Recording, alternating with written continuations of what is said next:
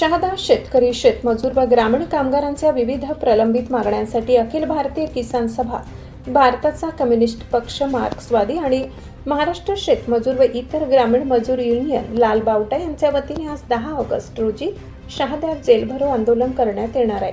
शेतमालाला 1.5 पट हमीभाव, वनजमिनीचे 7 उतारे, अतिक्रमणे नियमित करणे, स्मार्ट मीटर रद्द करून 24 तास वीज पुरवठा, खराब रस्त्यांची चौकशी, महागाई, बेरोजगारीवर नियंत्रण, शेतमजुरांना किमान वेतन, रेशनवरील धान्य व इतर जीवनावश्यक वस्तूंचे वाटप, तसेच निराधार व श्रावणबाळ योजनेची पेन्शन 3,000 रुपये करण्यासह विविध मागण्या करण्यात आल्या. आंदोलन शांततापूर्ण व संविधानिक मार्गाने करण्यात येणार असल्याचे संघटनांनी स्पष्ट केले आहे. शेतमजूर, शेतकरी आणि कामगारांच्या जिव्हाळ्याच्या मागण्या घेऊन अखिल भारतीय शेतमजूर युनियन, अखिल भारतीय किसान सभा, अखिल भारतीय ट्रेड युनियन म्हणजे सिटो या मार्फत देशव्यापी जेलभरो आंदोलनाचा कार्यक्रम जाहीर झाल्यामुळे त्याचाच भाग म्हणून आपण या नंदुरबार शहरामध्ये रस्ता रोको आंदोलन करून महाराष्ट्र सरकार आणि भारत सरकारला निवेदन सादर करणार आहोत. आजच्या घडीला महागाई प्रचंड वाढलेली आहे, बेरोजगार लोक झालेले आहेत.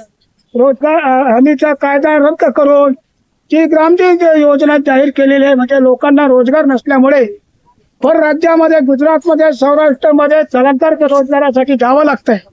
ते म्हणून स्थलांतर थांबवण्यासाठी भारत सरकारने आणि महाराष्ट्र सरकारने पूर्वीचा मनरेगा कायदा करून त्या मनरेगाच्या कायद्याप्रमाणे प्रत्येक गावामध्ये ग्रामपंचायतला अधिकार देऊन प्रत्येक मजुराला 700 रुपये रोजने रोजगार हमीच्या कायद्याप्रमाणे काम दिलं पाहिजे.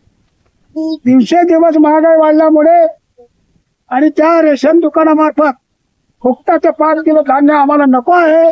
2 रुपये किलो प्रमाणे गहू, 3 रुपये किलो प्रमाणे तांदूळ, डाळी, तेल वगैरे रेशन दुकानामार्फत 35 किलो धान्य, इतर वस्तू गरीब लोकांना, शेतमजूर, गरीब शेतकरी, कामगारांना मिळालं पाहिजे, ही मुख्य मागणी आहे.